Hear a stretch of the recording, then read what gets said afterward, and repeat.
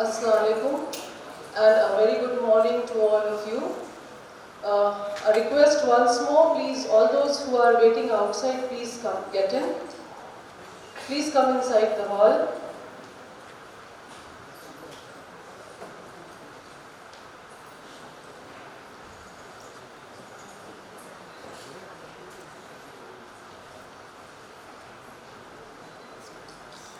For the blessings of Almighty for this conference, I invite Hafiz Muhammad Jibran Salim to recite the verses from Holy Quran.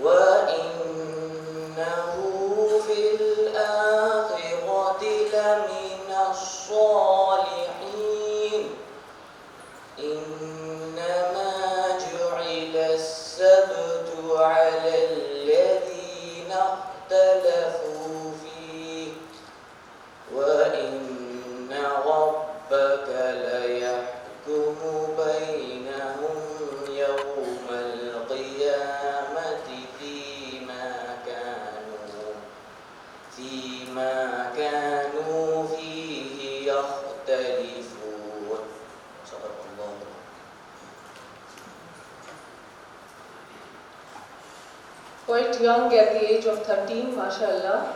He is son of Professor Imran Salim Sahab, already Hafiz.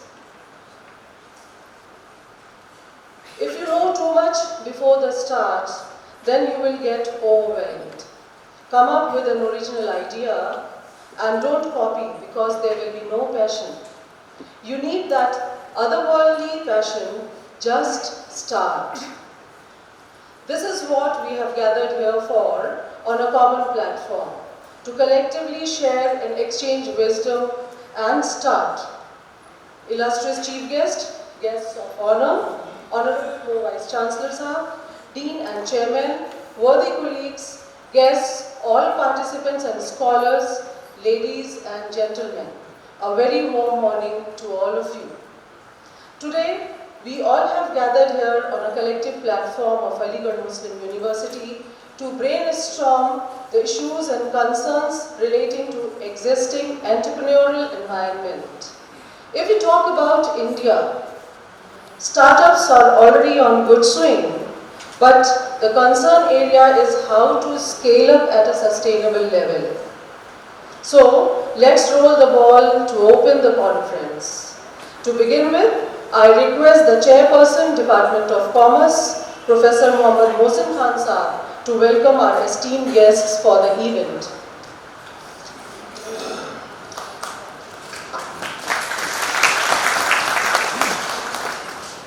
Assalamu alaikum. Good morning to everyone. Our chief guest, Umma Shrivastava, Vice Chancellor Sahab, guest of honor, the Manning and Avanti Saiba, dear colleagues, teachers, participants, dear students.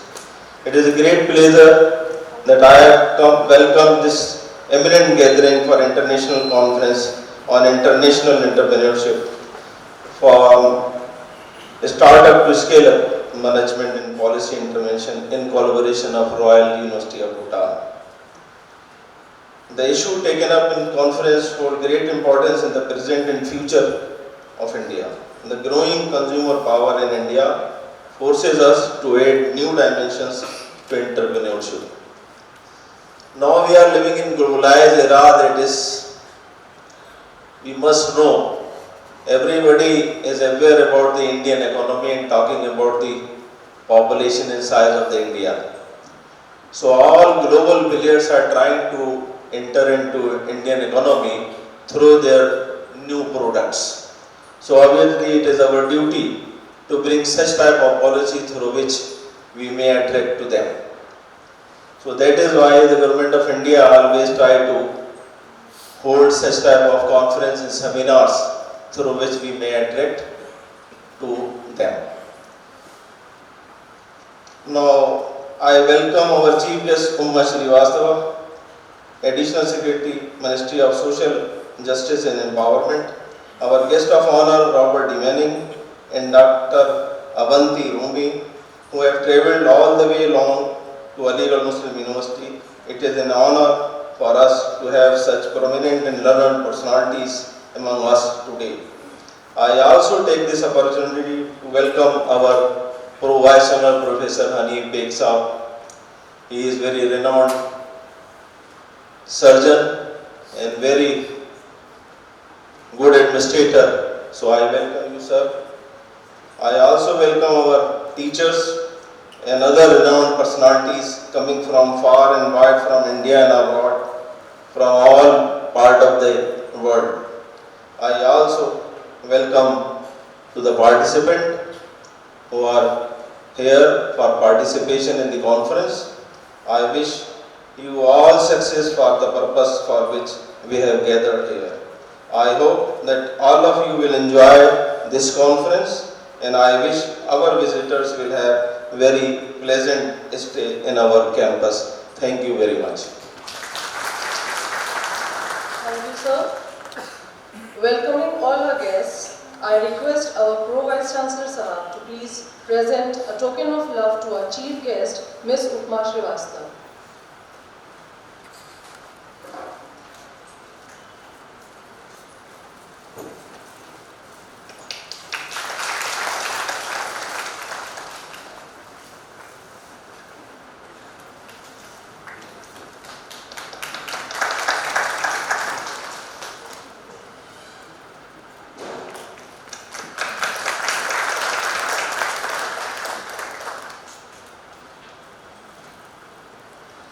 I request our chairperson to present a token of love to Honored Hevanti ma'am, Professor Hevanti, please sir.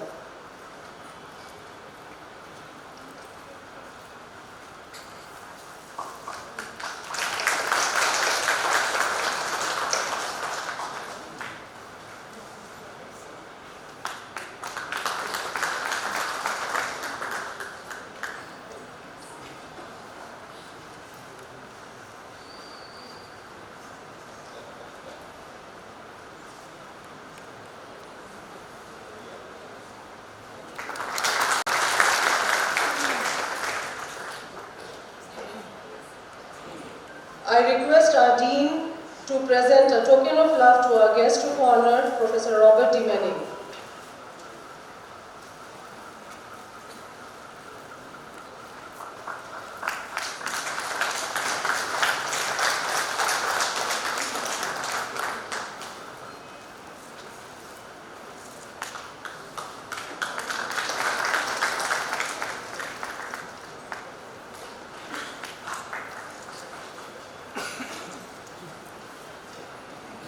I request Professor Imran Salim Sahab to please present a bouquet to PVC Sahab.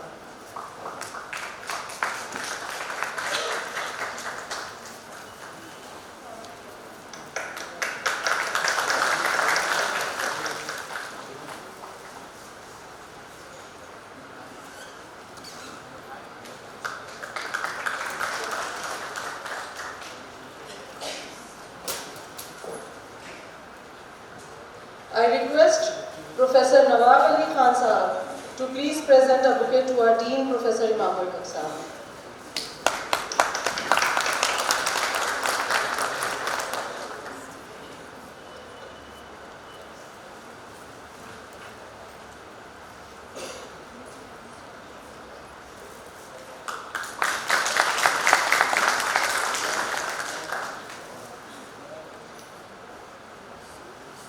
May I request Professor Khalid Azam Sahab please to present a bouquet to the chairman, Professor Mohammad Mohsin Khan.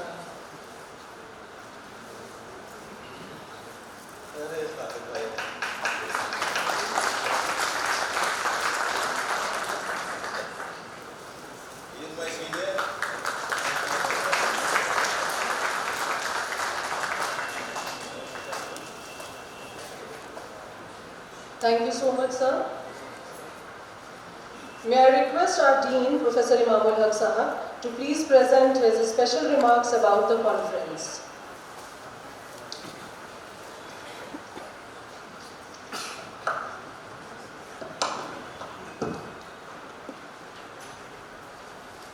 A startup to a scale-up management and policy intervention.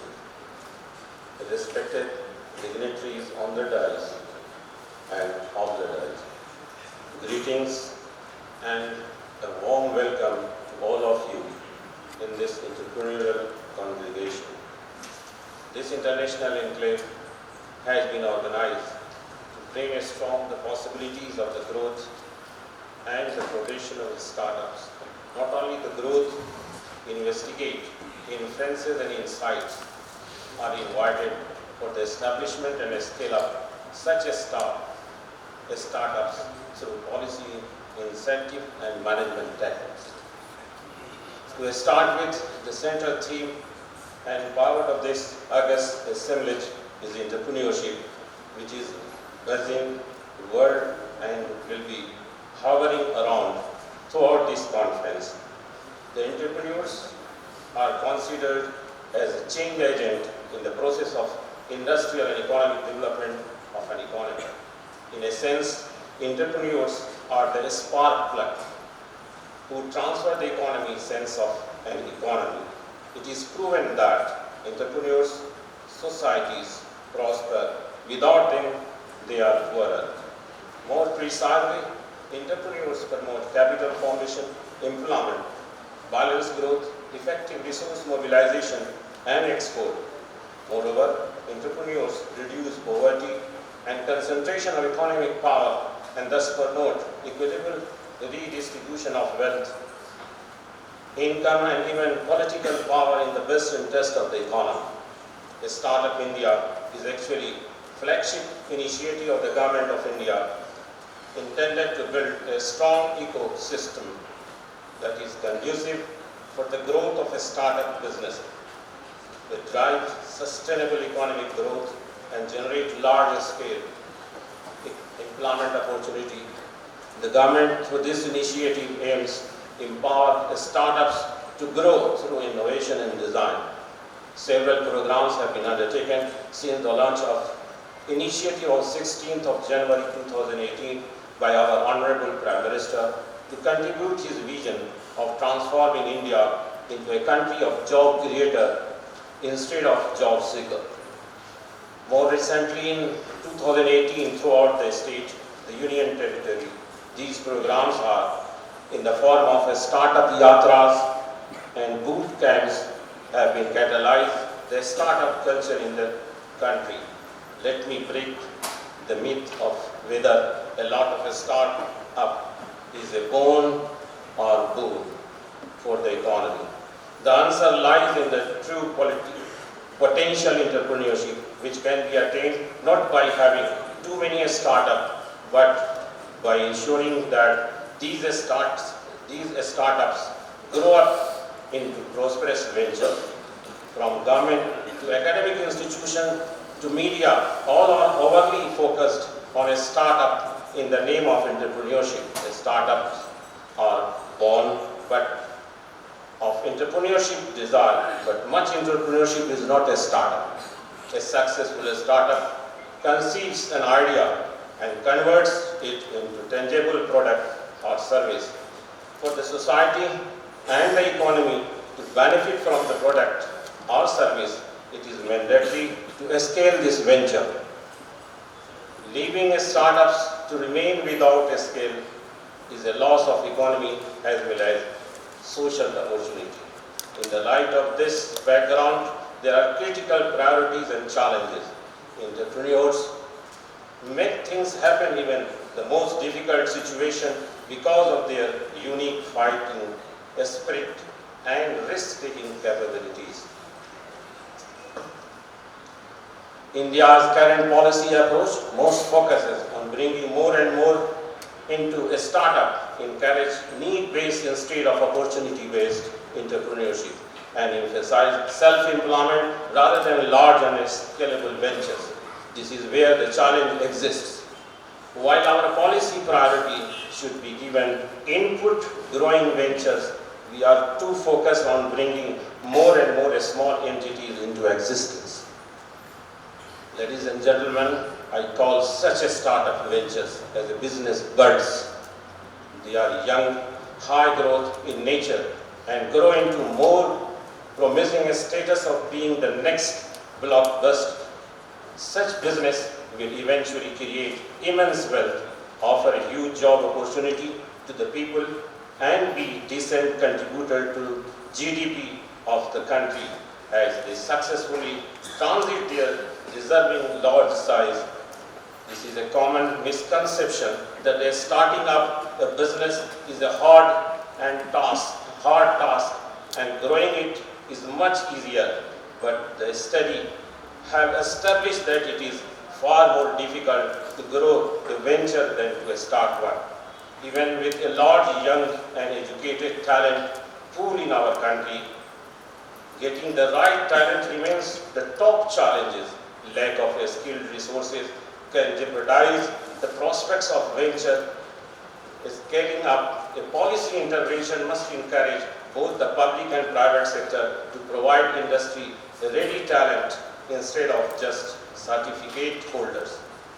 Regulations are becoming constraint for business buds, which is evident from the relocation of the offices and from the policy suffocated ambience to the free breath environment. The absence of focus and clear policy framework make public authorities equate these high growth ventures in the same manner as a large organization. Such an approach leaves business buds difficult as to operate a lean machine to remain less risky and more efficient. I am concluding my address with certain insights.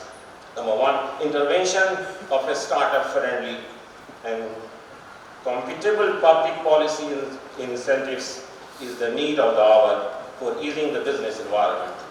The sound knowledge of all legal complexities in starting and managing their startup can help a long way to scale up their startups. India needs more entrepreneurs than managers. Entrepreneurs being risk takers create services and managers just provide them. Slogans and campaigns like a Startup India, Make in India cannot be possible without entrepreneurs.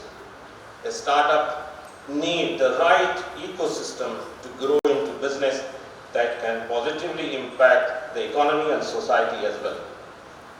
Last but not the least, we support seeding the business. We support the seeding of business, but once these businesses are successful, and this is when we would want them to continue growing and generating value of the economy. Our policies simply do not seem to help them. Thank you and welcome you once again. Thank you, sir. Thank you for your detailed remarks.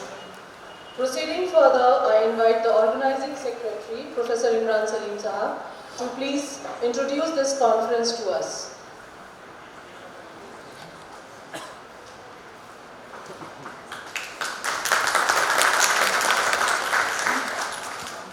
अस्सलाम वालेकुम। कभी गिरते तो कभी गिर के संभलते रहते, बैठे रहने से तो बेहतर था कि चलते रहते।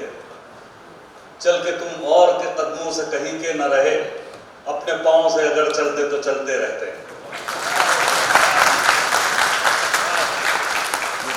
Honorable Pro-Vice Chancellor Sahab, Professor Mohammad Hanif Beg, my very esteemed Chief Guest, Madam Upma Srivastav, honored guest of honor Robert D. Manning, Professor Robert D. Manning and Professor Hevanti Rumi Rankisoon, my Honorable Dean and Chairman, other dignitaries on the dais, and I would particularly mention off the dais Mr. Shah from Bhutan, Mr. Arif from Canada, Mr. Mario from Switzerland, Mr. Jamil Saab from Bahrain, and so many other friends who have come this far. I welcome you once again.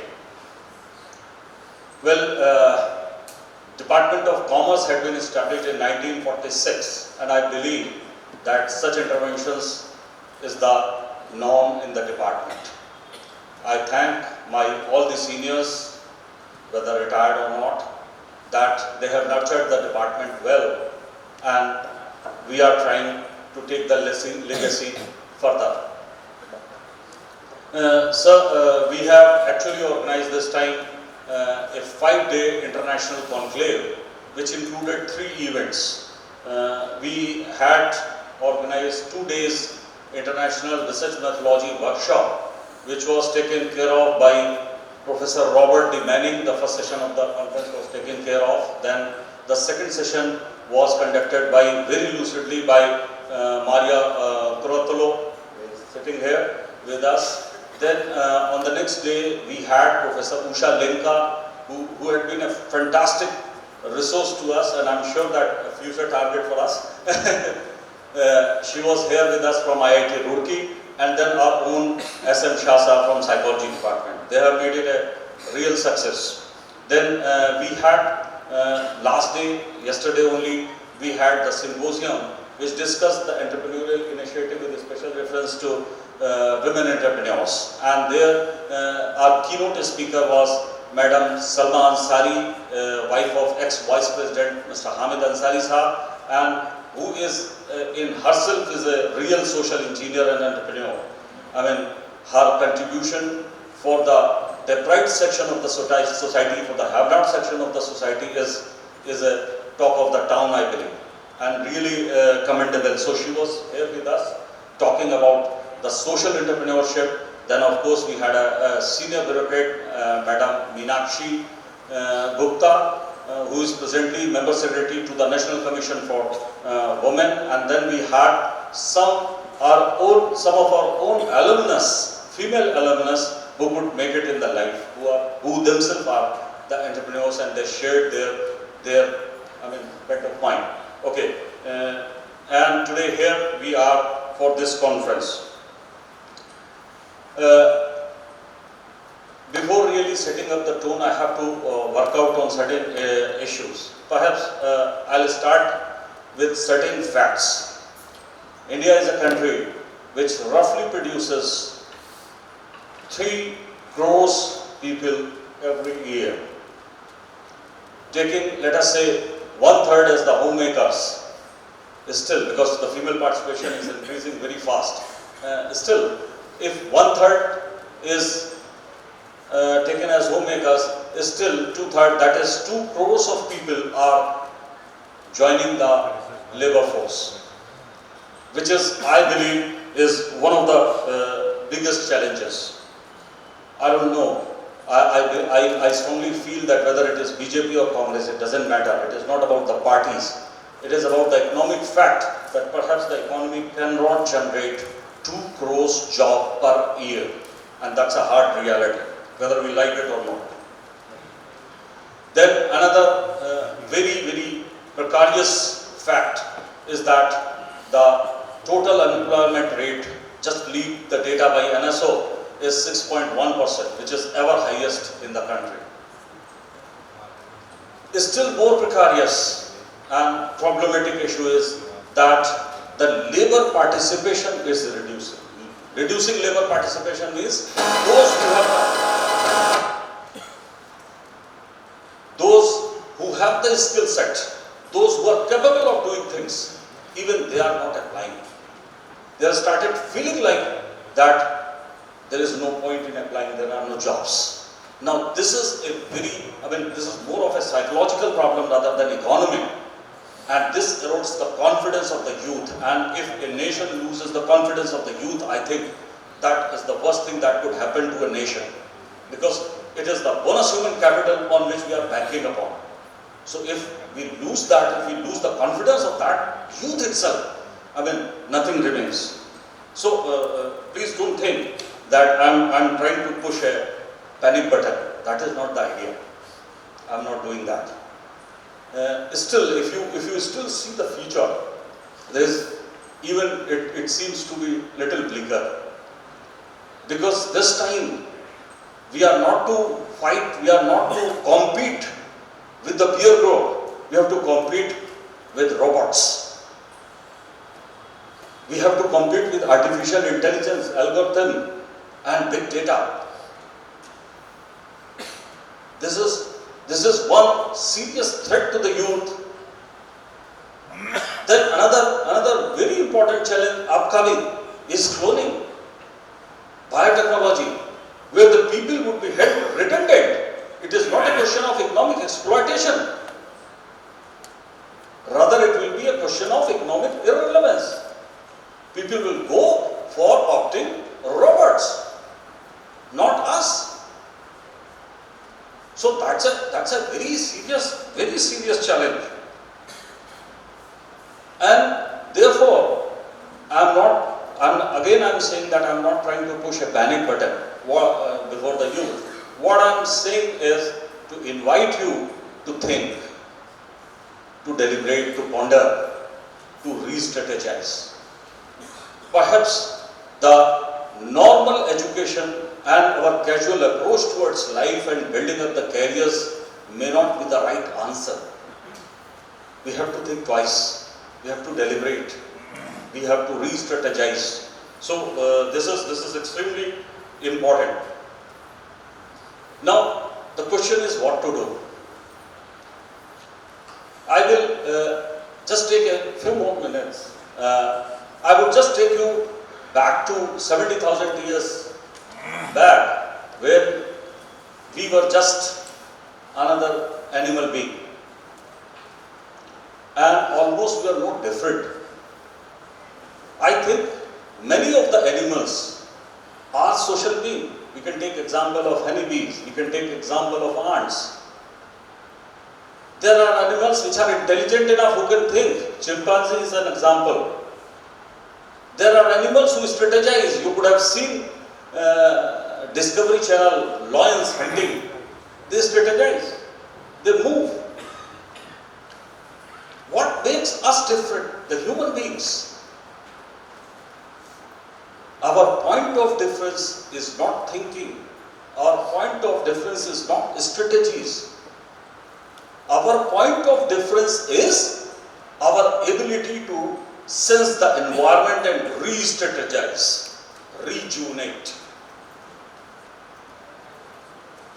And therefore, I very humbly submit to this house that please take this conference as an opportunity to build up an argument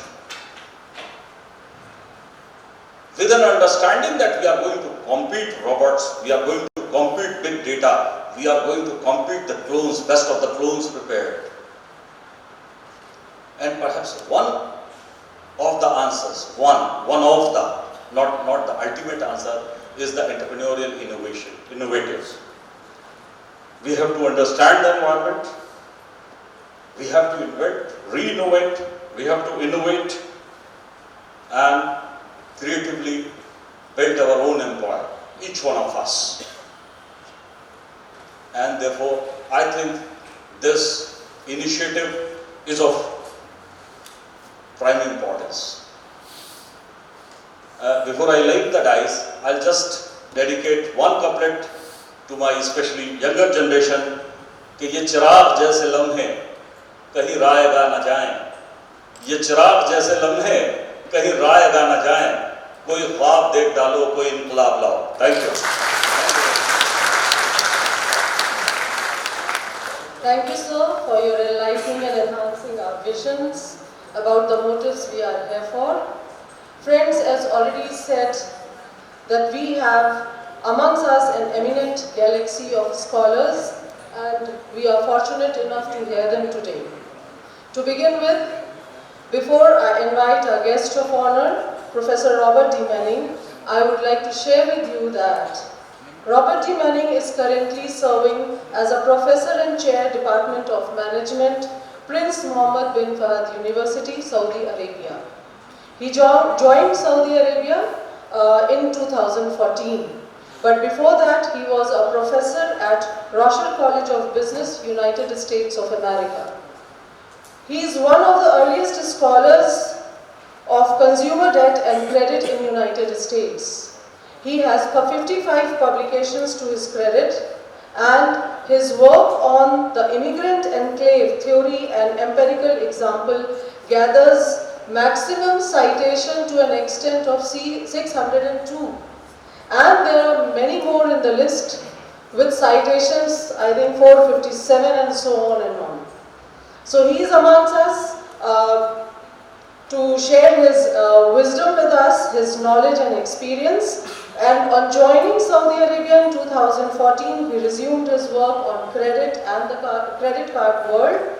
He has shown great enthusiasm in Saudi Arabia, working on Islamic finance, rise of consumerism in Middle East and various other fields. Dr. Robert, I please request you to share a few words with us.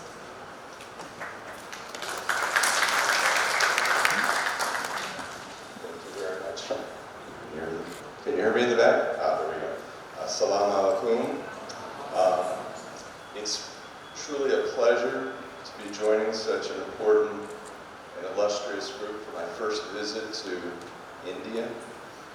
It's hard to truly appreciate a program like this from a distance without such distinguished featured guests as Madam Uma Srivastava. Behind this presentation that she'll be giving us, we have Professor Mohammed Hanif Beg, Pro-Chancellor of AMU. These are the figures that are central to providing the logistical support for our program. As we previously mentioned, Professor Amante Ruma Ramasoon, all the way from Australia, Professor Imamu Haig as Dean of the Faculty of Commerce, Professor Moshin Khan as Chairman of the Faculty of Commerce, and of course, special appreciation to Professor Imran Salim as the Organizing Secretary. Without such hard and consistently long-term planning, we wouldn't be here today. And that's part and parcel of what our program is all about. Innovation, change, and risk-taking entrepreneurs. Let me say as a brief anecdote from my personal career about my book, Credit Card Nation, and the role that entrepreneurs play. I've been studying entrepreneurship for, almost 35 years now. And when I submitted my book on entrepreneurs, I had a chapter on small business. And this is going to be an important theme throughout as we discuss the role that entrepreneurship is going to play and how to foster and enhance their contributions to innovation and change. The editors of my book said, we get everything except for your chapter on small business. We don't see the world as being financed by credit cards. Of course, this is a while ago. 2 years later, when the book came out, the #2 source of financing of small business enterprises in the United States was on credit cards. The world changes, the world is changing extraordinarily fast, and that's why we're at such a crucial crossroads in global history. One of the key features we talk about, and what's so important, particularly with representatives from the government, such as Madam Uma Srivastava, is the important role of social justice and empowerment. The future is going to be the future, but how that future is going to be shaped is going to be fundamentally influenced by what we find acceptable and what our goals are. We can find, and we will see in the future, my generation's Bill Gates may be here amongst us. Entrepreneurship is not simply about starting businesses, but it's having a vision of making the world better, making our country better, helping our colleagues have a better life. Bill Gates didn't make Microsoft to become a billionaire. He made Microsoft because he was intrigued about the vision of a paperless workforce, of seamless commerce that would traverse continents throughout the globe. His view of the future was shaped when he was a mere teenager. Many of you today may have a vision similar to a future true entrepreneur that'll be disruptive, be challenged, but will fundamentally change some sector of our future society. Startups today are like, as those of us who have been in academia for a while, is like another crop of freshmen and women. We look at the unlimited opportunity of each new class of students that comes to us. You are our renewable energy. You will keep coming, but what the output will be is yet to be determined. One of the key features that I've been watching from afar in India is that innovation is being driven holding hands of both men and women in the countryside and the city. And India and its rise in the global economy is not just a G4, G20 country as it moves up in the global economy, but it's becoming increasingly a leader rather than a follower in the blueprint that's been laid out from the West. The future of India is up to India, members of society, civil society, as well as government and the economy. Who are those leaders going to be? Some of them will be right here. Some of them will be nurtured and promoted through the guidance and advice of the government. But ultimately, as we look at how the future is going to be shaped, that's going to be yet to be determined. What do we expect our society to look like? As we talked before, is it going to be roboticized, where there's going to be few human hands to shake? Are we going to look at the advantages and the productivity advances of our innovations and how it's going to benefit our society? What's critical for us is the interaction of both scholars, policymakers, business leaders, and the average person in our society. It's not about helping one become a leader in the number of billionaires or unicorns, as we call them, in the entrepreneurial field. It's more about how those success stories will contribute back to making the world a better place. So the future of both the economy and the society, we can present what we've done in the past, but it's the entrepreneurships that are going to, entrepreneurs of the future that are going to shape that future. It's not about who's going to build the fastest metro liner. It's not about who's going to have the most billionaires per capita. But it's really about how we as a societies, across countries, within countries, are going to help the most disadvantaged in our society. This is truly a historic period in world, society, and history. We're going to see fundamental changes that we've never seen before. Not just economic, but political, and how those tensions are going to be expressed socially. As we approach this new chapter in India's history, the next chapter is yet to be written, and even more importantly, its authors and writers are yet to be known. So, as we move on and embark on the next phase of this program, the real question is going to be where our new entrepreneurial group and class is going to be coming from, how their vision is going to be shaped, male and female, urban and rural, to write that next chapter of Indian history and global history. Thank you for allowing me to participate in sharing in this vision, and I look forward to listening to the rest of today's program. Thank you.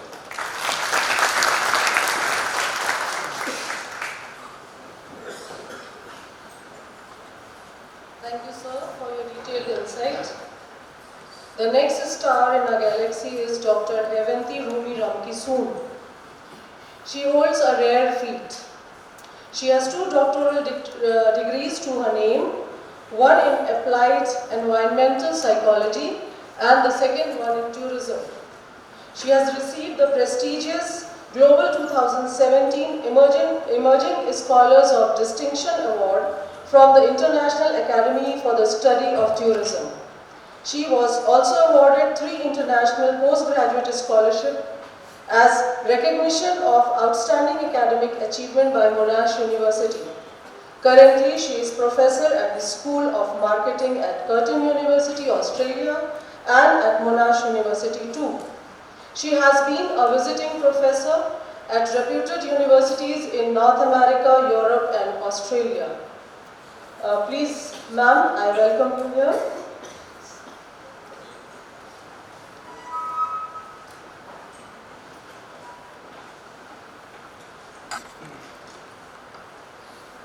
Assalamu alaikum.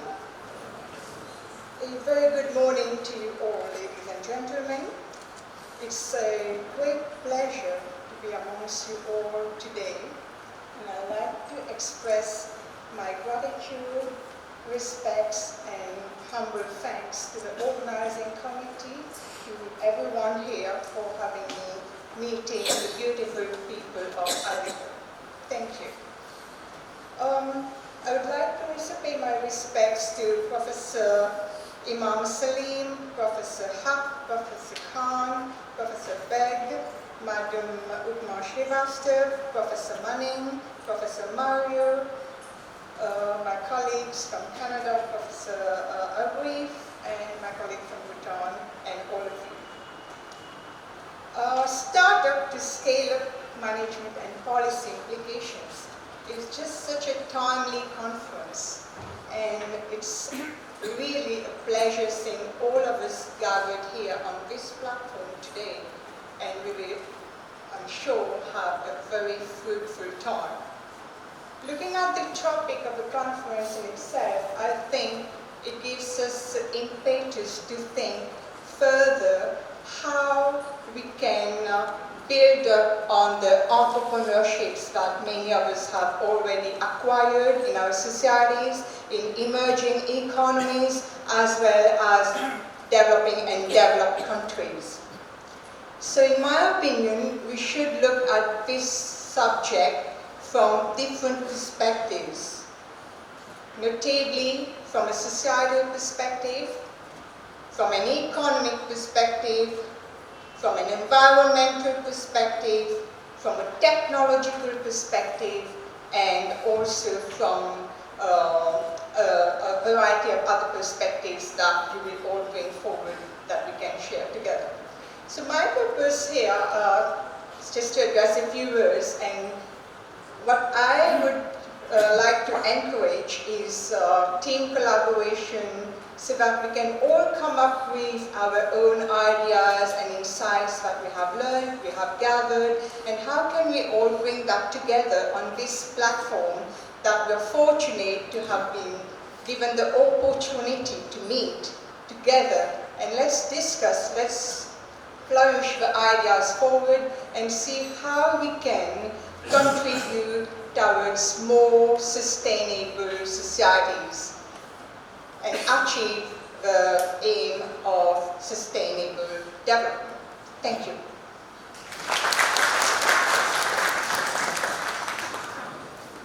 Thank you, Hevanti. Ladies and gentlemen, we have among us our chief guest, the illustrious Ms. Upma Srivastava. Ms. Upma Srivastava is an IAS officer of 1988 batch, Sikkim, Canada. Presently, she is serving as an Additional Secretary, Ministry of Social Justice and Empowerment. Earlier, she worked as an Additional Secretary, Department of Agriculture, Cooperation and Farmer Welfare. She also served as Joint Secretary, Ministry of Civil Aviation, Government of India, and was also posted as Principal Secretary, Development and Coordination, DPER and NECA Department. To add to her personality, she is a very dedicated and an honest bureaucrat. She is a fabulous human being too.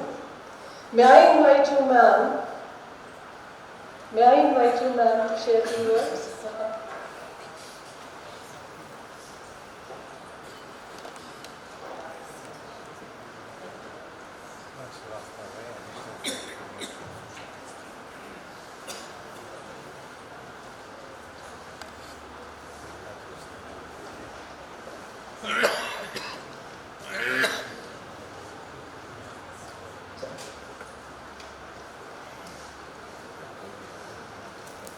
Namaskar, Adab, and a very good morning to each and every one of you. Distinguished guests on the dais, the faculty, the research scholars, and my dear students, and putting all of you together as my dear friends.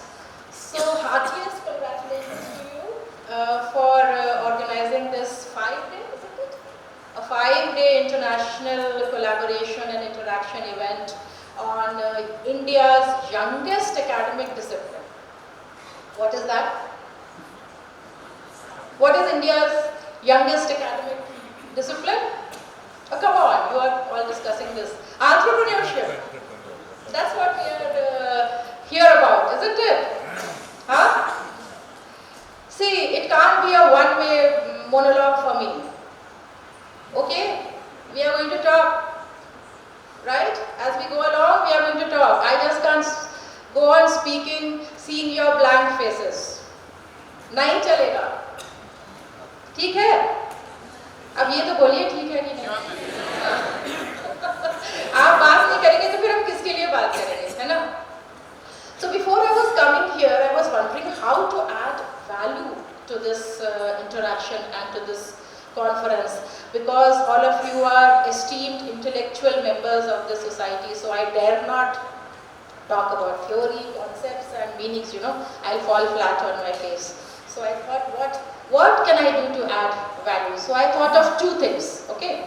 One, I thought that I will put forward in front of you the present scenario of the startup ecosystem. The most current, actually what is happening on the ground. Because this kind of information is valuable not only to the students but to the faculty members also, as also to all the citizens of this country who have some interest, you know, in doing something of their own.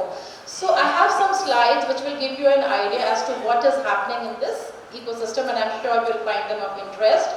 I'll follow that with some issues, certain issues, 3 to 4 issues, which are very close to my heart, and I will leave all of you here to think and deliberate upon it.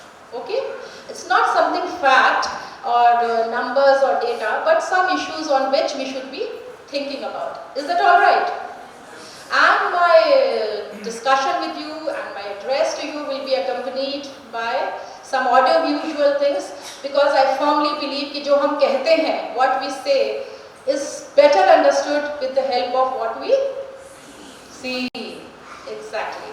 So let's begin first with all those information. Can we just now put it to the slideshow?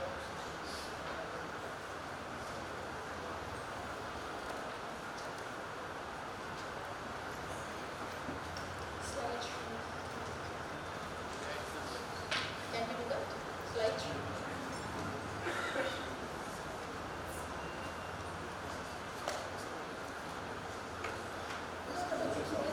The way it runs in a slideshow.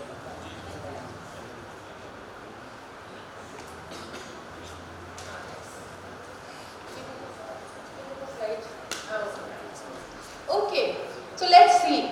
This is the, can you see all of you? Yes, we can. Can you? Yeah, it's fine. So this is about Indian startup ecosystem as of now, as current as 29th March 2019. So as of now in India, you know how many startups we have? 17,330. That's quite a number, isn't it? 17,330 startups, and average number of employees is 11 per startup.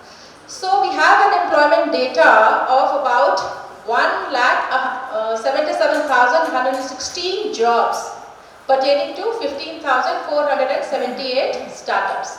And we are the largest startup ecosystem, in fact the 4th largest after the US and China. I hope it impressed you, Robert.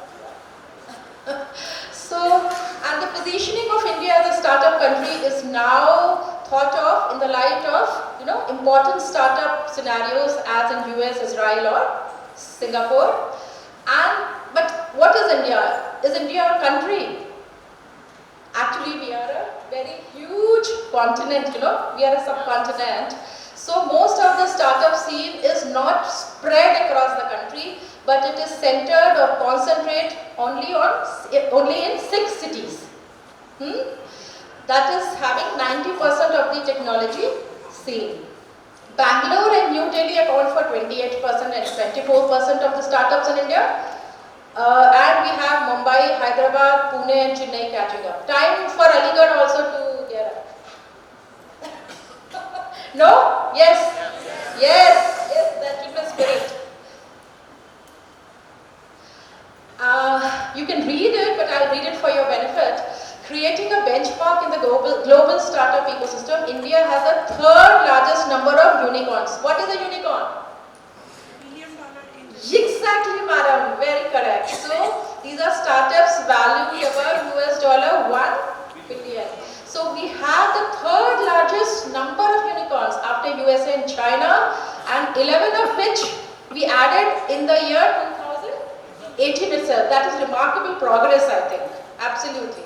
And average age of startup founders is only 28 years. So we are very young. And with the version of Build in India, but built for the world, India saw more than 400 cross-border startups in 2018. Now, when we talk about unemployment as one of the reasons for looking into the areas of entrepreneurship and startups, as Professor Salim was talking about, so this growth of the scene should go as far as 2,000 new startups created each year by 2020. And job creation from these entrepreneurs will go up to 200,000 by 2020. So that's quite an inspiring number, isn't it? Yes or no? Yes. So what about the investments in the Indian startup ecosystem? We say that so many people are trying, but there's no one who's actually, giving support. Nobody's funding. But as per the most updated statistics, $29.2 billion has been invested in the Indian startup ecosystem by the venture capital fund since January 16 until now. $29.2 billion. And we have a host of investors who are getting interested in our startup scenario, and the investment has increased by over 100%. From $2 billion in 2017 to 4.2 in 2018. Isn't it remarkable? It's very remarkable the way it is going. I mean, it's pretty fast. And the total number of startup funding deals, that also, this is series C, D, E, F. These are a little complicated technical sort of definitions depending upon the stage of a startup when it is taking funding. I'm sure your faculty members can explain to you after this. So the total number of startup funding deals are also growing at a rapid rate, and investments are coming in at a wide range of stages, from seed funding to growth stage. And how startups are disrupting. Do you understand what is disrupting? Yes. Yes? Only you can't answer, others also have to answer. I know you know everything. Is there somebody else who will tell me what is disrupting? The students. Commerce department के students नहीं है क्या यहाँ पे? कहाँ है? कोई हाथ उठाओ? एक? Then who am I speaking to, भाई सलीम साहब? कौन है यहाँ पे commerce department का student? हाँ?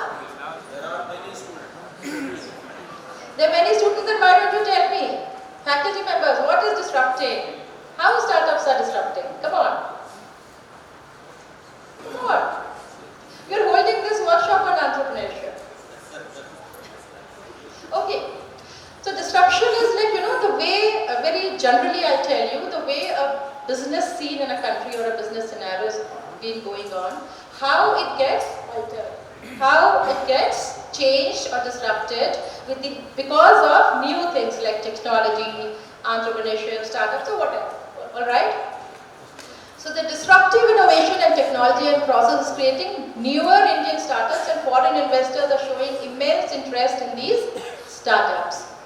Technological disruptions are taking place in every sector. Average span of S&P 500 companies have come down from 67 to 15 years. You know what is S&P 500 companies, anyone? The faculty here has to answer me this now. Oh, come on.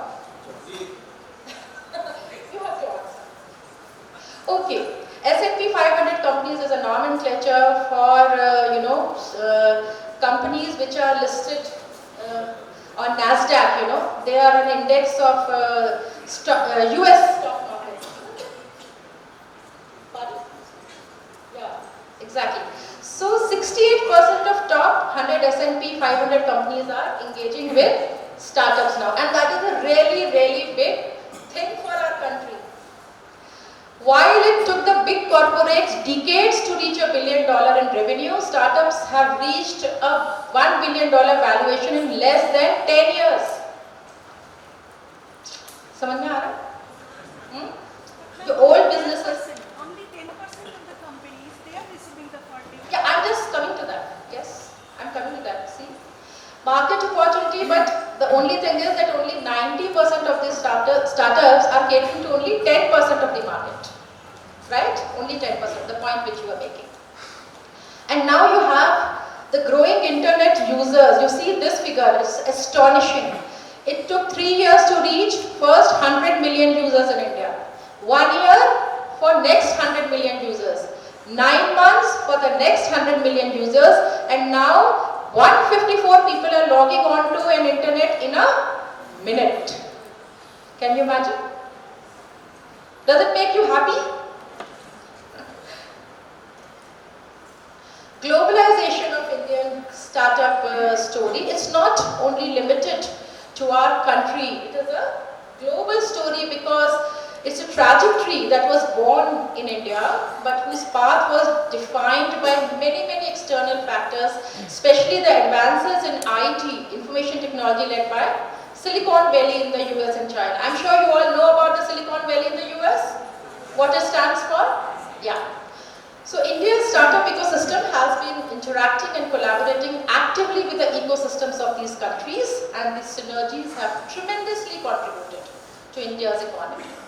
In terms of FDI, foreign direct investment, UK ranks third after US and Japan as an investor in India. Now I'll just touch upon 2-3 countries. I mean, just for your information, I thought you'll be interested.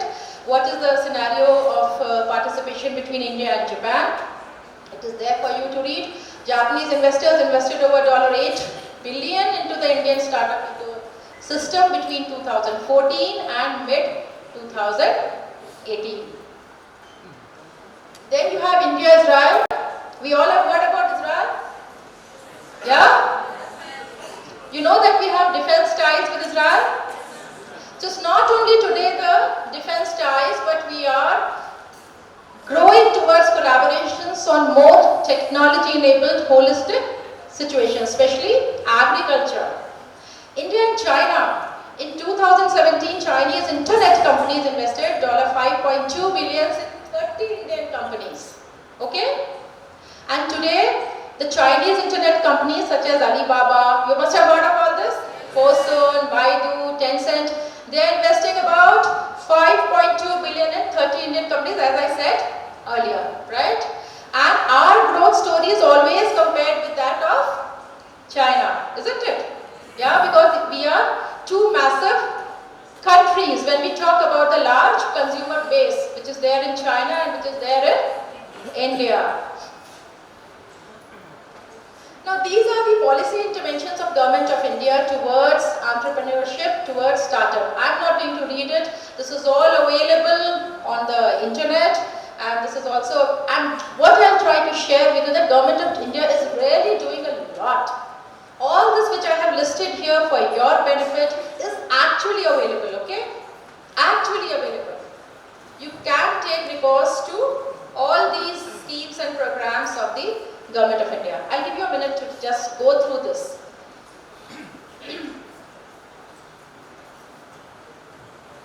Just read through. The details of this is all over the internet, in all the documents of Invest India, Startup India. But ma'am, what about the angel tax? It's not yet decided. Pardon? What about the angel tax exemption? Please comment. Yeah, it's there. I'll tell you later. I'll tell you. I have the details, but here we don't have so much time to get into each and every, but I'll tell you. So, now next are these, I'll now come to something which is very close to my heart and which I would like the people present here, especially the faculty members, to discuss and deliberate upon it and think upon it as you go along in your career. I can ask one question before you go along. Let me finish. If you ask questions, then I don't know. Related to IPR, the legal support to IPR. Later on, let me finish, because then we'll waste time of others also. No? We'll waste the time of our Pro-Vice Chancellor also. We can discuss after we finish this. Is it all right? So, social entrepreneurship. What is social entrepreneurship? You are not allowed to answer. You have to answer. I want the answer from you people, from the audience. Yes, please. Huh? Social entrepreneur is that person who is supposed to bring the changes in the social environment. Okay. To reduce the rich-poor gap. To reduce the rich-poor gap, which is all the most difficult thing in the world, in Indian world.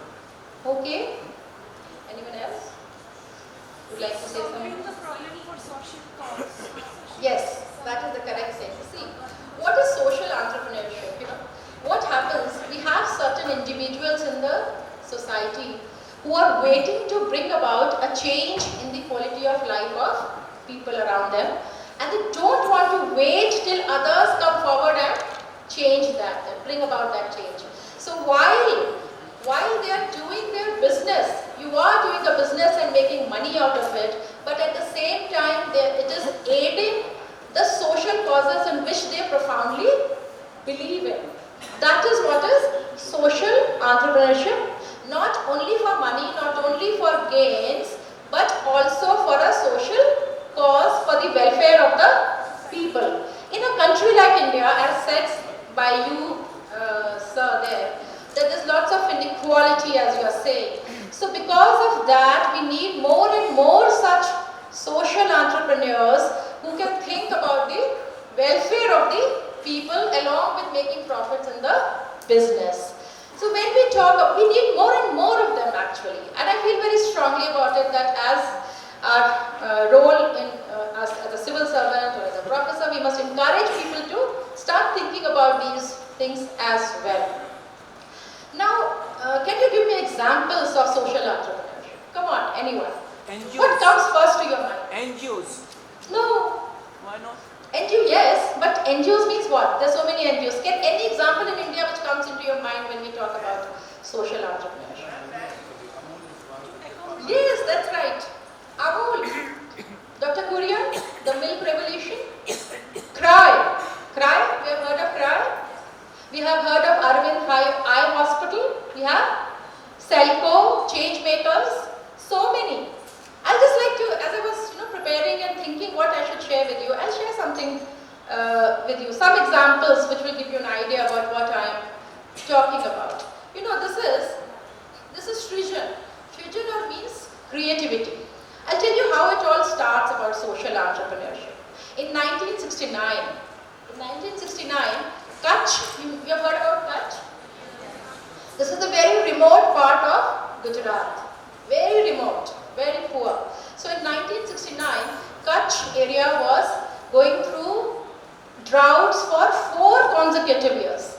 4 साल से वहाँ पे अकाल चल रहा था, and let alone food, people had given up on hope also. Finished, everything was done for. They didn't know what to do.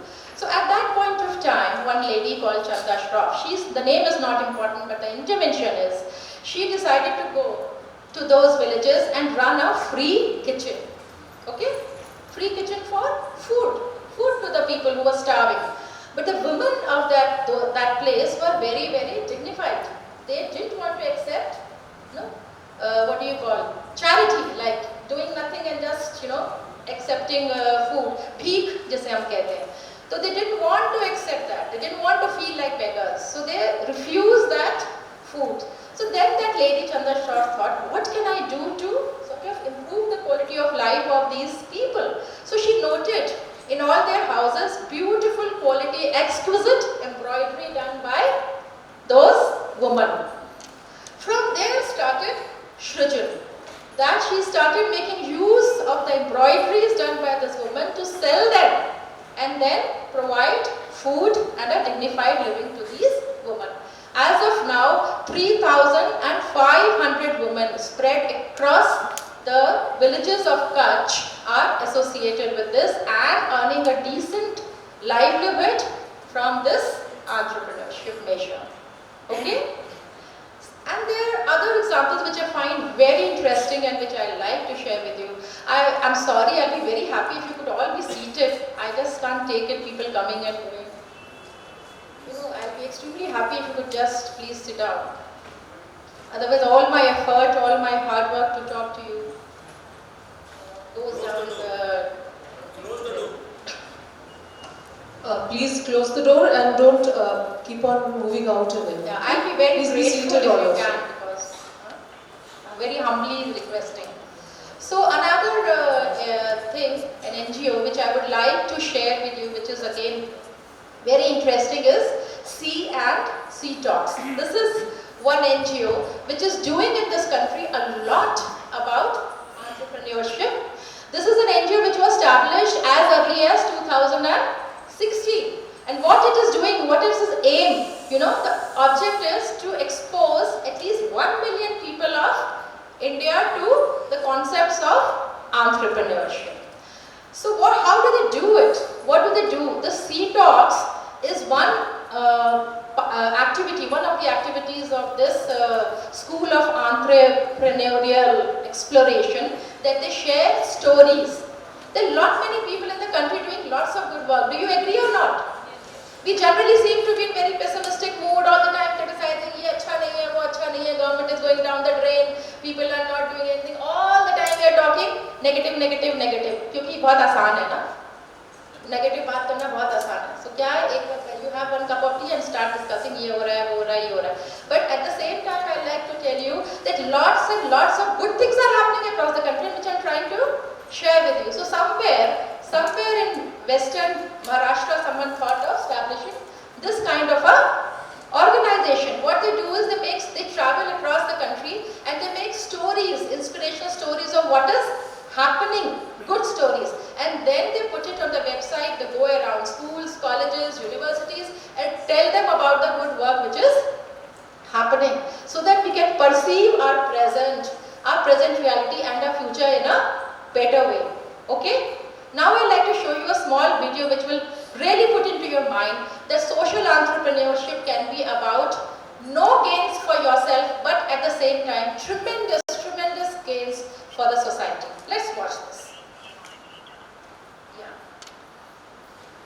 You have volume here, because if you don't have volume, it won't work. Okay? Oh no, what happened to the video now? Just click on.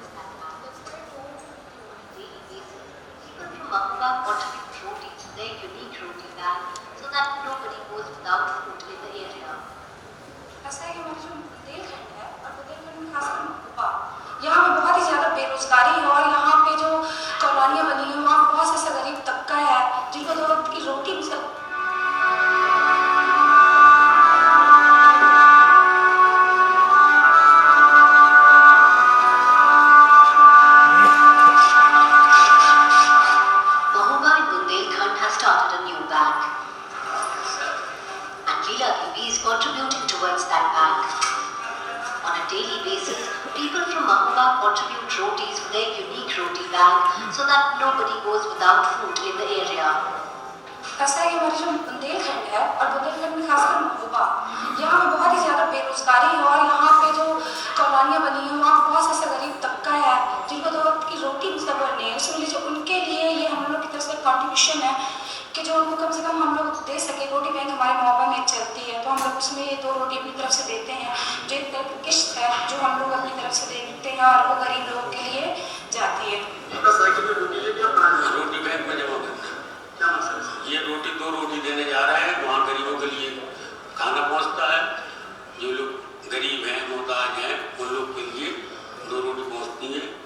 ये सभी लोग आके दे देते हैं तो बेचारे गरीब लोगों को पेट भर कर खाना मिल जाता है। लोगों को मतलब पेट भर खाना नहीं मिल पा रहा है, भूख के मारे मर रहे हैं, प्यास पानी की कमी से, और क्या कहते हैं 2 रोटी की जो पैकेट चल रही है उसमें हम लोग 2 रोटी जमा कर रहे हैं।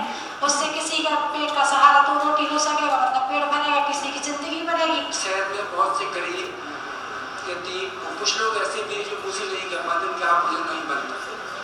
तो ये आइडिया आया कि हमारे शहर में कोई भूखा न हो, लेकिन हमारे सड़क प्रयास है कि हमारे बुंदेलखंड में कोई भूखा न हो, हमारे देश में भी कोई भूखा न हो। Close to 400 houses participate in this. Volunteers knock on each door to collect rotis, which then are brought to their local office. And in the evening, the process of distribution starts. पहले मांगे खाते थे, अब bank रोटी चली जब भूखे नहीं सोते। This initiative is neither supported by any government aid, nor is it politically motivated. It's a good work that people of this area have taken up on themselves to provide food for all.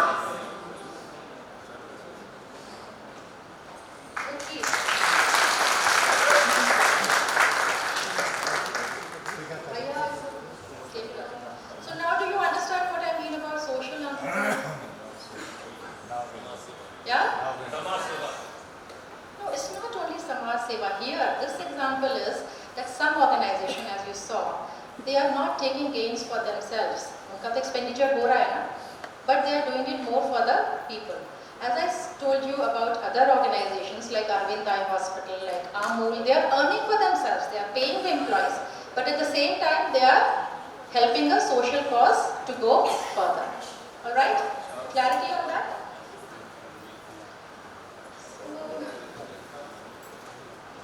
Okay. The second concept on which I would like you to dwell upon is global entrepreneurship. What is global entrepreneurship? What do we mean in the context of global entrepreneurship? See, it has been noticed that most of the organizations, businesses have chance to fare much better when they expand to international markets rather than remaining a purely domestic one. Okay? And for your information, today the international market size is 4 times that of America. And is 4 times that of America, and still growing, still becoming bigger and bigger, right? And today we have WTO, we have cross-border agreements like GATT and NAFTA, which are consistently trying to reduce tariff and trade barriers. So the international business between global participants is becoming easier and easier as time goes forward. So it is a conducive atmosphere for our startups to go global. Alright? Now I'll show you one. Let's have a brief look at the growth story of one such unicorn which has become global, OYO. We all know about OYO? Everybody knows? You want to see OYO? Yeah? Okay.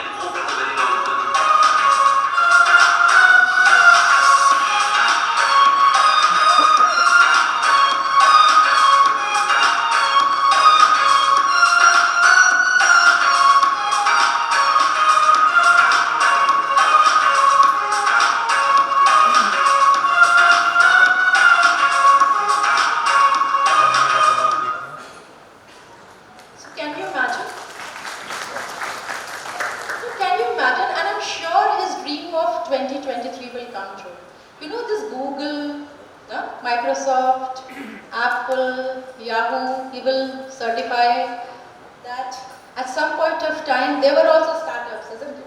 With very limited funding, weren't they?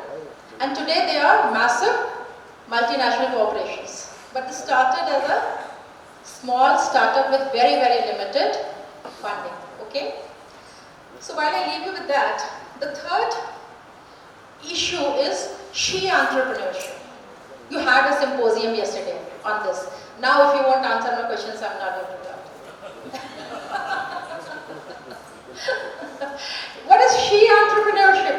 That is a woman entrepreneurship, simply put. And why should I not talk about women entrepreneurship? At least I must. And I'm glad that all of you are talking about and you had a symposium on this particular field. So you see, in Indian culture, we call our daughters Lakshmi, no? Saraswati. Why do we call them Lakshmi or Saraswati? Because they think that our daughters have much better sense of Lakshmi, because much better sense of financial management, and we talk about Saraswati, much better sense of intellectual acumen. But this doesn't reflect. Does it reflect in our society that way? Huh? No or yes? Huh? Yes, please. At least a woman should speak up. Huh? Does it reflect? No. It actually doesn't reflect that way. I'm so sorry, but I mean there will come a time when it should reflect like that, you see, because participation of women in businesses, in the organized sector, in entrepreneurship, startups is a very recent sort of a phenomena, and as of now we have only 9% of the total startup ecosystem which is owned or run by women, only 9%, which is a pity, because you know we have about 55% of total population is women who are between the ages of 30 and 60, the productive age. Between 30 to 60 we have 60% actually, 60% of the total population is females. But how many in the workforce, in the organized sector? Just 17%.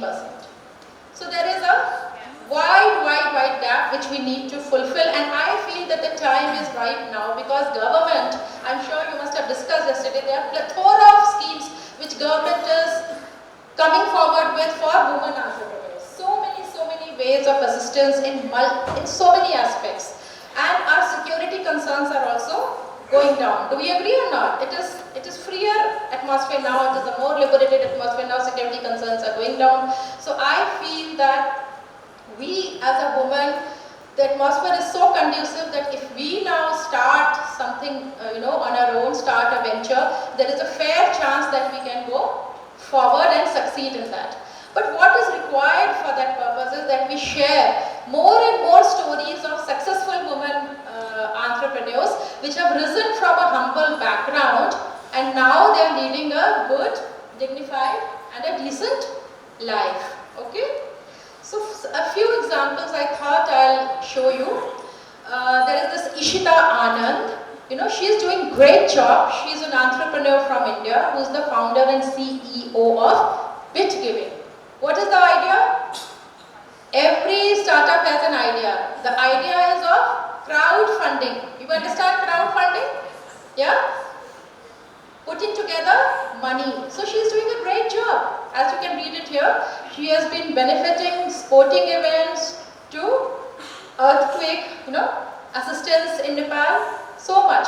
Trisha Shetty, she is doing a great job as an Indian activist, lawyer and entrepreneur who founded the non-profit She Says.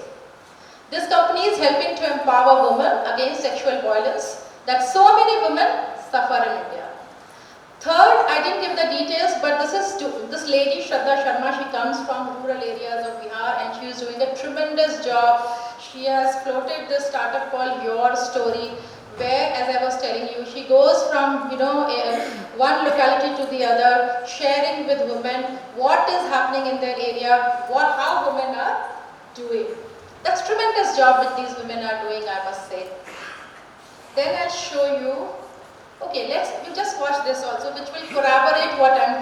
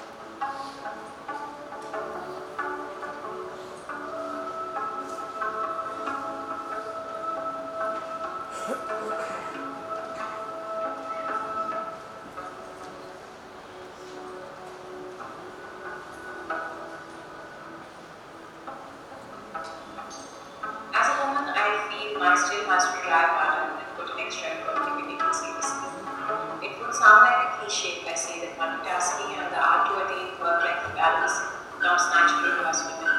I have a 3-year-old daughter and I divide my time between play dates, school time, productive office hours. Also, at least in fashion industry, I do not think there's a age gap because there's equal participation in both the genders. The Me Too movement has also brought in a lot of change in the working environment. It helped reduce discrimination, wage gaps, and also just made the overall working environment more women-friendly. There is an increased sensitization regarding gender in workplaces. Women are being given more and more opportunities in non-so-conventional fields like technology, analytics, and strategy, and this falls by part.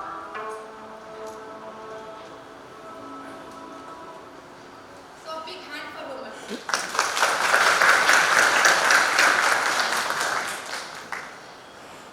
So this is my discussion on entrepreneurship with you. Now there are two thoughts on which I'd like to discuss. These are more thoughts for you to think, to reflect upon. I would like to leave you with that, because these two things are primarily on the two themes of your this conference: business environment and management. Is that so? Am I right, Dr. Salim?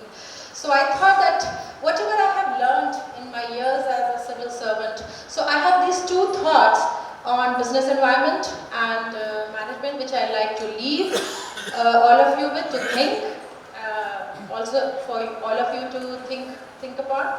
So first is, in any business, let's forget about entrepreneurship, a startup or a business environment or any organization or any establishment for that matter. Tell me, what is that one fundamental thing which is very much required for continuous success and a good reputation of that organization? What comes to your mind?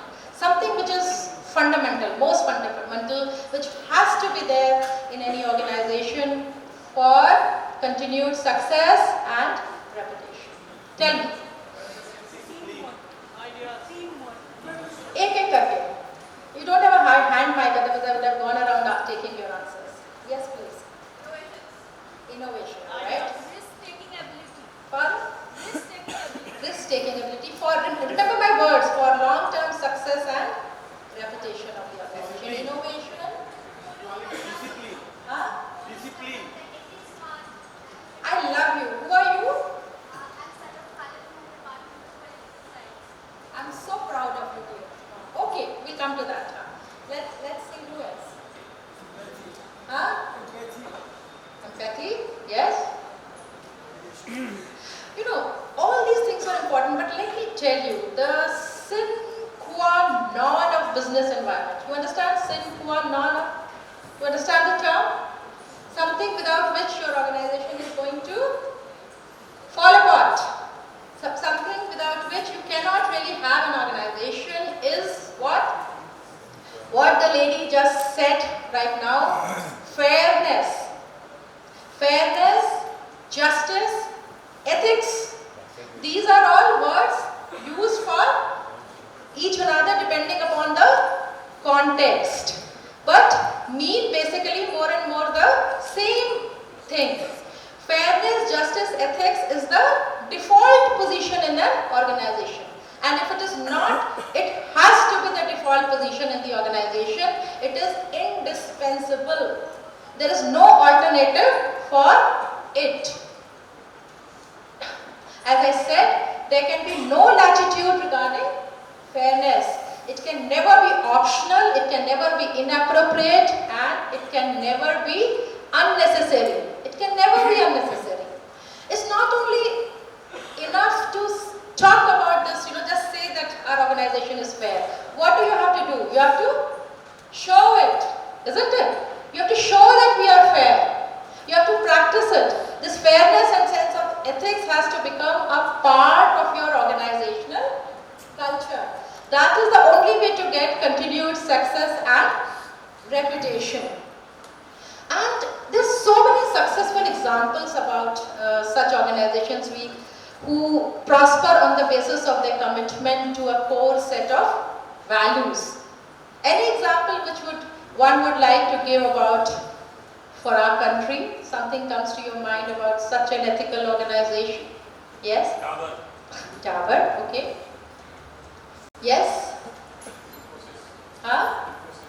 Infosys, yes? Huh? Tata, yes, very good. I'm so glad you're aware and you understand what... ethics is something not which is to be approved by anyone. It cannot be bought from somewhere. Huh? It is on the leader of the organization to take a judgment call. To take a judgment call, and it is based on your inner compass. How do you think about it? But why do we ignore that? Why so many of us ignore that? Why don't we follow that? Why? Why does it happen like that? Is it because of the ego? Is it because of the ego of the leader? It may be because he thinks if he continuously goes on doing the right thing, then he will become vulnerable. No? Vulnerable. Then there is this belief that success and values cannot go on hand in hand. But let me tell you that this is a complete misnomer. It is completely wrong. All those organizations which have been really successful and lasted over a long period of time and who have truly delivered have their adherence to this core set of, their commitment to this core set of values. One example which I would like to share with you, DMRC, Delhi Metro. We all know Mr. Sridharan. Do we know Mr. Sridharan? Yeah? Yes, the Metro Man. So his main, I have the fortune of interacting with him a couple of times, and always he used to say, I firmly believe, work with integrity and succeed with integrity. And did he not show that? Delhi Metro is the only activity, only organization which completed its entire project much before time. Much before time. This is a classic example in India. And very well within its allocated budget.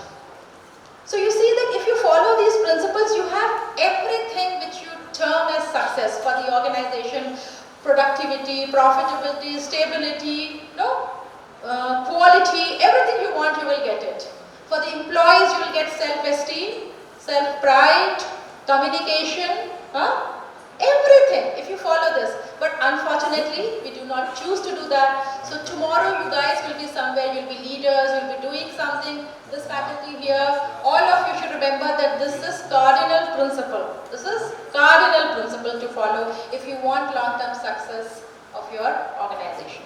The last and the second thought which I would like to talk about is your theme, last theme, management. Management. Everybody, the staff is managing the students think they are managing the faculty. The Vice Chancellor thinks he is managing the people, the employees of the organization, is managing the institute. Everyone is trying to manage someone or the other. All bas manage ho raha hai. All manage. Does anyone think about managing yourself? Huh? Guys and girls, you got to manage first yourself before you start thinking about managing others. So today, on the basis of my experience, I like to leave with you a mantra, which is of course not mine. I have sort of got from someone. That's how we learn, isn't it? We learn from someone, then I share, then you learn and you pass it on. So wherever I go, wherever I speak, on whichever topic I speak, I do like to talk about this mantra, that first you have to learn to manage yourself. And believe me, you can acquire a position, you can acquire success, you can acquire money. Can you acquire respect? Can anyone acquire respect? No, you have to earn it. My dear friends, you have to earn that respect. In the heart of hearts, we all know that. In the heart of heart, we all know that respect has to be earned. True happiness and contentment has to be earned. It does not come with position, money or success. You get that point?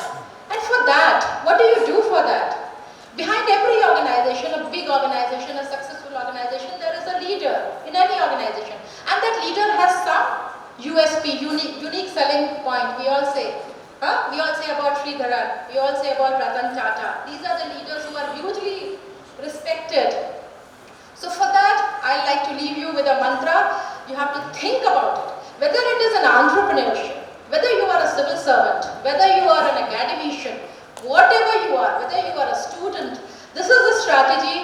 remain contented, to remain happy, and eventually in the long time to become successful. So this mantra is, do your best in every situation with what you have. I urge upon you to write it also and keep it with you, because this is my motivating force.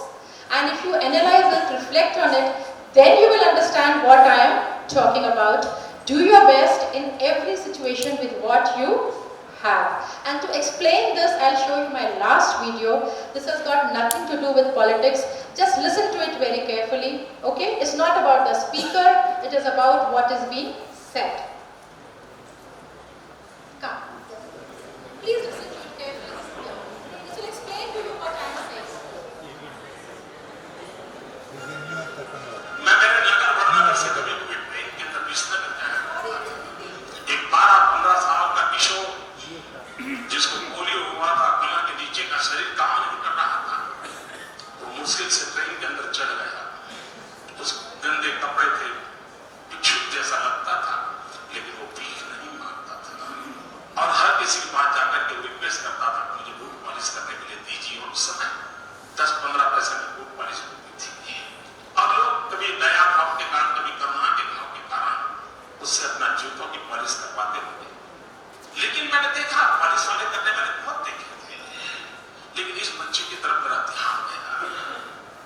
मैं देख रहा था क्या कर रहा है। उसने क्या किया, अपने गंदे टूटे हुए झोले में से उस दिन का टाइम्स ऑफ इंडिया निकाला और उस पर लिखा था, ग्राहक के प्रति उसने लिखा था कि आज का दिन बहुत ही शुभ हो, आपकी यात्रा शुभ हो, आपके सारे काम सिद्ध हो। अंग्रेजी में उसने छोटा करके लिखा था।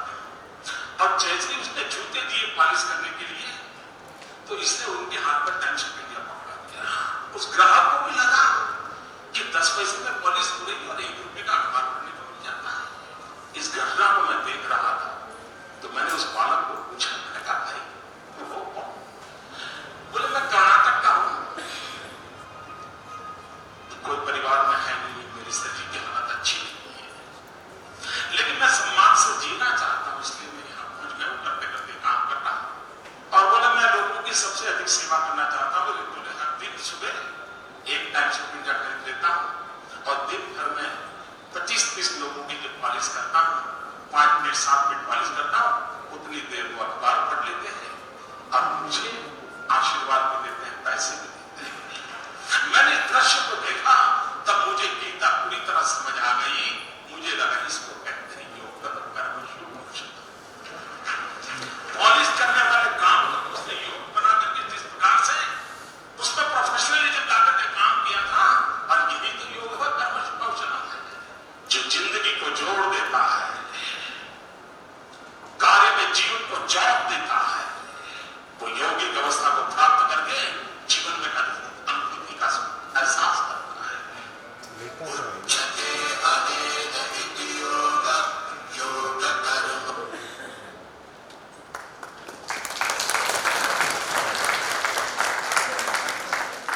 Could you understand? No? What I'm trying to say? Could you get it? This boy who is an orphan and at the same time is handicapped is also an entrepreneur. Could you understand the message? Right? So with that, I leave you all here with all my best wishes, and I understand that I'm also now a leaguer. So now I am an league, all of you are a league, so I'm very happy and proud to be a part of your community. Thank you very much.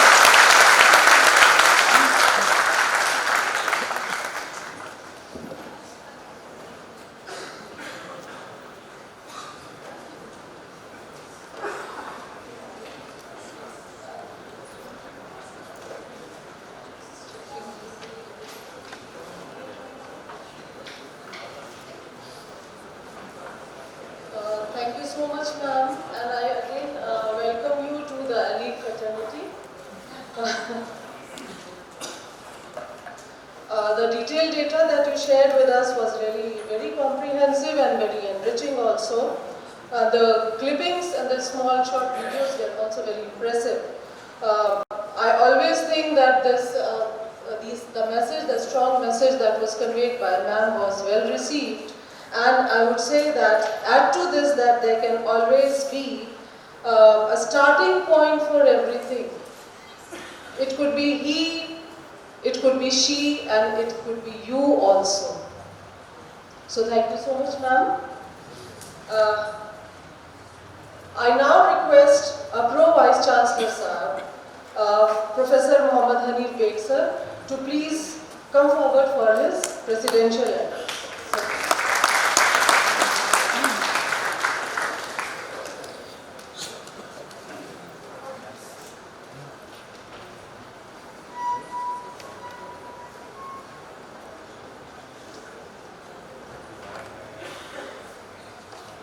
Bismillahirrahmanirrahim.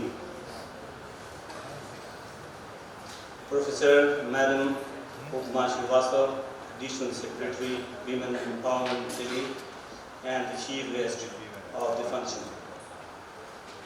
Professor Robert Manning from USA, now working in Saudi Arabia, and the Chief Guest of Honor of the function. Professor Hemanti Remikrans, she is also a guest of honor and good entrepreneurship speaker of the day. Professor SMS Imamul Haq, the Dean Faculty of Commerce. Professor Muhammad Mohsen, the Chairman Department of Commerce. Professor Imran Salim, Coordinator and Convener of 5 days International Conference on Women and Men Entrepreneurship. Noted teachers, Professor Khalid Zaman Saab, Professor Nawab, Professor Kamruddin, Professor Ashraf, Professor Khurshid Saab from Medical Faculty, Professor Asif from Medical Faculty, and my esteemed teachers, students, participants, ladies and gentlemen. I am deeply honored and delighted to be here amongst you, especially in the galaxy of the entrepreneurship and the experts in the field of business. So much has been talked about entrepreneurship and business. But certainly the planet on which we are having our forefathers and we are having ourselves, and in future our future generation will be there. This is well placed in the solar system, which is 100 million kilometers away from this sun, having water, and existed and came in existence nearly 9,000 billion years ago, as the science and scientific temper says to us. The first kingdom, the living organism, came on this earth was the plant, that is kingdom of planting, followed by the kingdom of animalias, and certainly the human beings came a little late. Now here we have the idea as to how we have grown from nothing to a very important place, that is world. In fact, the serving to others, giving material to others, producing material to others is an ages-old method. And if you may or may not believe, this kind of entrepreneurship existed 17,000 BC, that is nearly 20,000 from now. The form was different, but the situation was of that kind, which we have a defined way of having this entrepreneurship. The barter system, actually, you must be aware of this. It was existed for many centuries and was successful when our forefathers were living and were doing their living and business, in which there was no exchange of money, actually, because money was not invented. They were exchanging the service, the goods, with each other and having the survival. Then came the era of the money, and certainly money exchanges, and once we are started giving money for the goods and the services, this resulted in a better communication, better way of entrepreneurship. As far as the female entrepreneurship is concerned, is also very old. If we have 1500 years away, we just think of our Prophet's wife, Hazrat Khadija radiallahu anhu. She was the best entrepreneur of her time. Her father taught the ins and outs, risk and of the business so well. And Prophet Muhammad sallallahu alaihi wasallam, peace be upon him, he gave all the support, and in fact he was one of the partners of the entrepreneurship, the business which she was running, and gave full hand, free hand. The way we are having the women empowerment at the moment, I think existed for many, many years. It was not visible, probably because the population was small. Now, at this globe, we have more than 9 billion people, and probably at the time must be around some millions. That is the reason that probably that have not come in our attention. But the entrepreneurship has evolved so much from one place to other place, from one form to other form. Now, in the global era, where political boundaries will be there, or are there, but having information, having education, giving services are porous. You just within seconds, you give the information, take the service amount in your bank within no time. And that is what it is, the entrepreneurship of today. This is going to stay, but certainly for our youngsters, those who are studying in the commerce department, economics, or other department related to the business management, there is always a paucity of funds, there is always paucity of money, because everyone is not born with the spoon in their mouth. Therefore, our Prime Minister, Mr. Narendra Modi ji, in his second speech of his Prime Ministership, that is on 15th August 2015, announced a startup program, that is that you have to, the youngsters who have no money, go to the bank, takes the money, starts the business. But certainly he has to dream big and beautiful. He has to design the business and launch the business, and thus can do the business well. This was announced no doubt on 15th August, but was implemented on 16th January 2016 by our Honorable Finance Minister, Mr. Arun Jaitley, who gave a capital of 10,000 crore in it, and this is being used since then quite frequently by our young students who want to have the business, who want to develop entrepreneurship. So this has evolved so much from the start of the planet, and then now at the moment, and certainly is going to be more refined in future. In what way?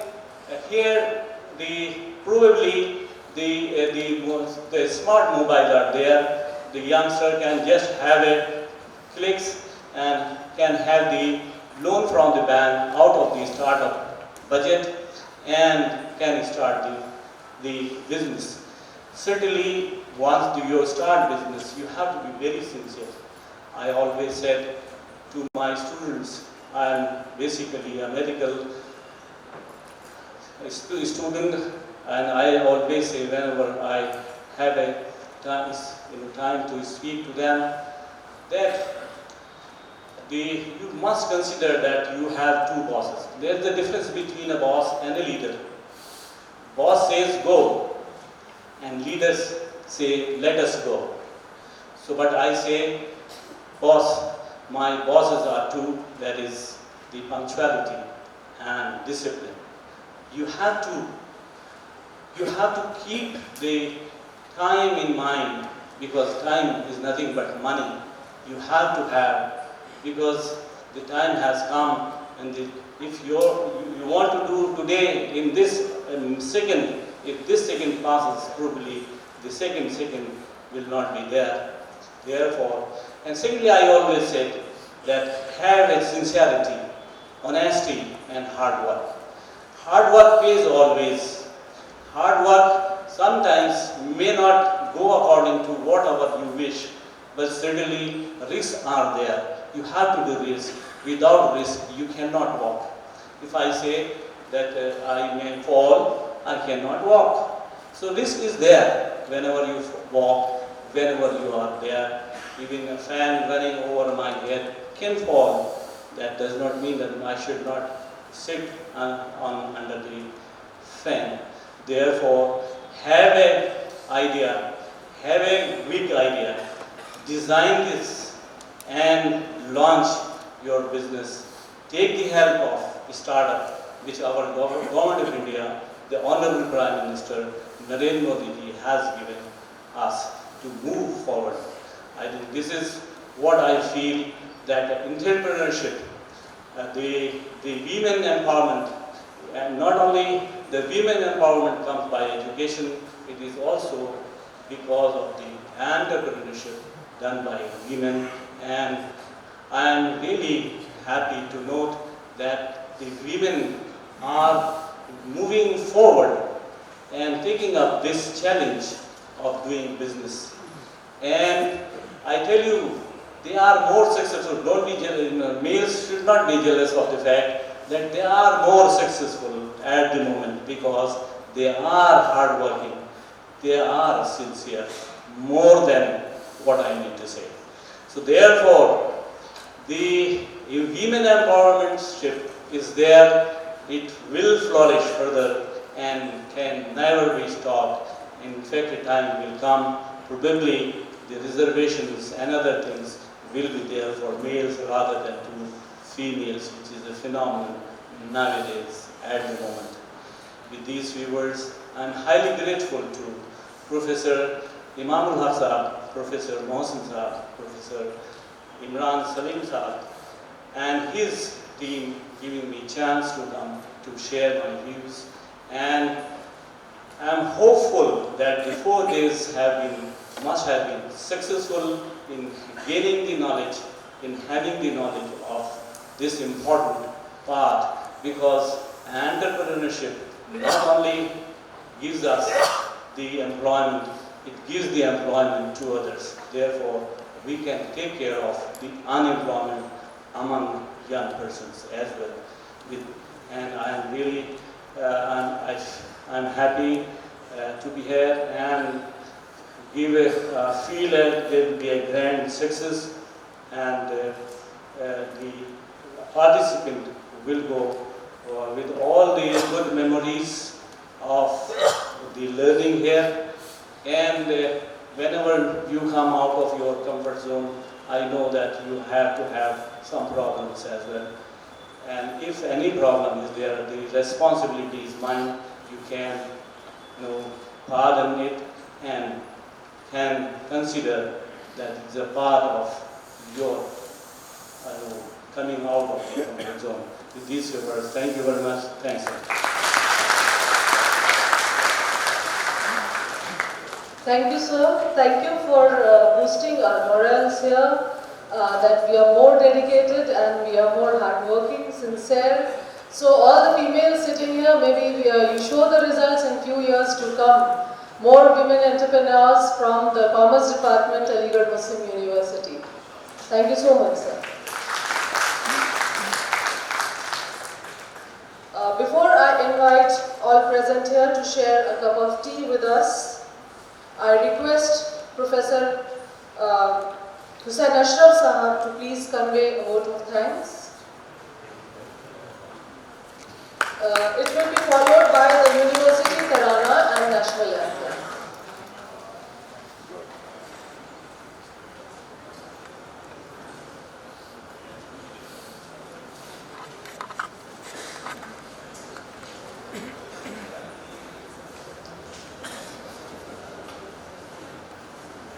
All the dignitaries on the dais, ladies and gentlemen, first of all, Assalamu alaikum and have a very pleasant good afternoon. Now it is more than 12.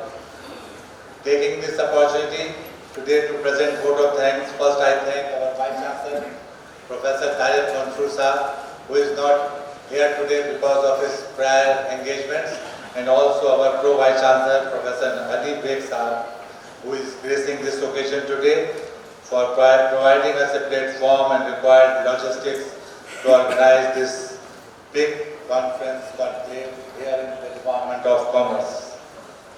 On behalf of the organizers, I extend a vote of thanks to our esteemed guests for gracing the occasion and for sharing their views. With this august audience, I take this opportunity to extend our most sincere thanks to all other invitees who have come here from different destinations for their support and cooperation. I extend my sincere gratitude to our Dean, Faculty of Commerce, Professor Imamullah, and Chairman, Department of Commerce, Professor Mohsin Khan, for supporting and guiding this conference conclave. Finally, the wonderful participants and audience who have turned up in such overwhelming numbers, we thank you very much for your presence. I hope that this conference will give a new direction to remove all the obstacles in the progress of new startups, because this is the only solution for the burning problem of India, the unemployment. We have to develop new entrepreneurs, and this is the you can say stage where we can give a new direction to develop our new entrepreneurs. In the end, I will congratulate the organizing committee, the faculty members, the faculty members, research scholars, students, and of course the non-teaching staff who have been a strong support behind the curtain as always. Thank you very much.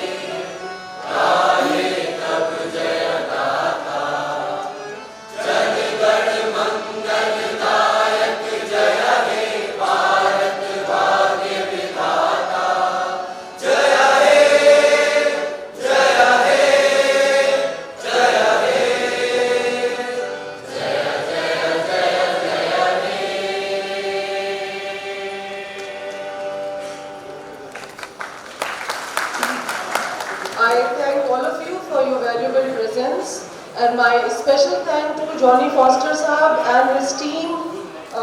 The Tarana and the National Anthem was performed by the Student of Commerce and others joining them. Thank you so much, sir. Thank you all the dignitaries present here for rolling the ball to open the conference. Without passionate audience, we cannot make any event a success. Your company for a cup of tea will be a great pleasure for us. Please join us in the lawns for a cup of tea. Thank you so much.